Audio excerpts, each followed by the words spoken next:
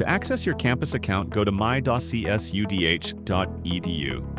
On the home page, enter your username and password, then click Sign In and select Applicant. For NSO registration, locate and click on the NSO registration status icon. Select a date from the options provided.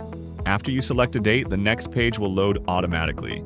This may take longer than previous pages to load. Click the drop-down menu to choose your t-shirt size preference for New Student Orientation. Next, list any special accommodations you may require. If none, please select No. Then click Confirm and proceed with payment. Click I agree to proceed. The next page may take some time to load. To begin payment, click Make Payment. Select Current Account Balance, then click Checkout at the bottom.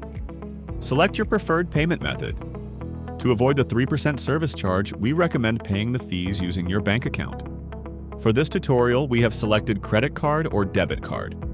Once you have made your selection, enter your payment information and click Continue. Please be aware that a service fee will apply when paying by credit card. Be sure to review the acknowledgement, check the confirmation box, and click Continue. Enter the email address where you would like your receipt sent. Verify that all payment information is accurate, then click Pay. Your transaction is now complete. You may close the window. And welcome to CSUDH.